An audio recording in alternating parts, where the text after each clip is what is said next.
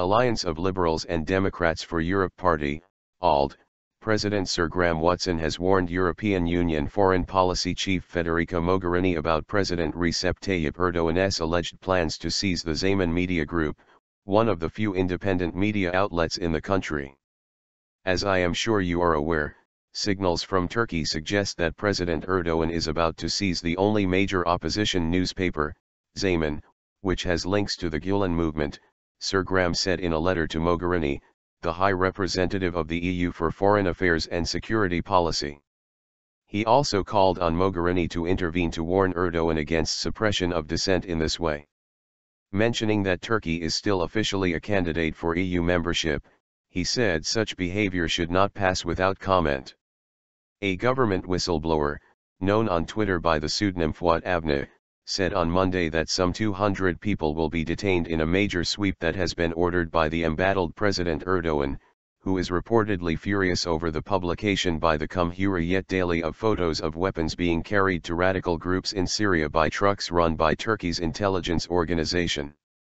According to Fuat Avni, the government will detain scores of journalists critical of the government, including Ekrem Dumanlı, the editor-in-chief of Zaman, the country's largest circulated national daily, Bülent Keneş, the editor-in-chief of today's Zaman, Celil Sağır, the managing editor of today's Zaman, Emre Uslu, a columnist at today's Zaman, Kerim Balcı, the editor-in-chief of Turkish Review, a bi-monthly news magazine, Faruk Mercan, the Ankara representative of Bugün TV, Adem Yavuz Arslan. The Washington bureau chief for the Bugün newspaper, Nazlı Ilıcak, a veteran columnist at Bugün, Yasemin Çongar, the former editor of the Taraf daily, Ahmet Altan, the former editor-in-chief of Taraf, and Cumhuriyet Editor-in-Chief Can Dündar. The politically motivated investigations included not only journalists but also the corporate entities of the Zaman, Samanyolu, and Bugün media outlets.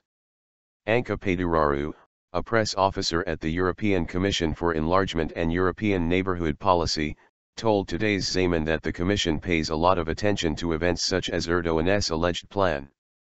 Freedom of expression is one of the essential foundations of the European Union. The EU is committed to respecting the freedom and pluralism of the media, as well as the right to information and freedom of expression, she said. The state and maturity of democracy in a country can be judged based on the state of the freedom of the media and respect for it. We have repeatedly called for a better enabling environment for the freedom of expression and press, in line with Article 10 of the European Convention for Human Rights and the case law of the European Court of Human Rights. The right to inform and to be informed is of outstanding importance in electoral periods, and we are closely following developments pertaining to the enjoyment of these rights, she added.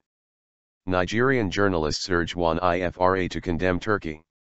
The Nigerian Guild of Editors, NGE, asked the World Association of Newspapers and News Publishers, one IFRA, to condemn the suppression of media freedom in Turkey in a letter submitted to the organization last Friday. Süleyman Ubagaya, the vice president of the NGE, signed the letter in which the NGE urged Turkey to save fellow journalists by condemning President Erdoğan.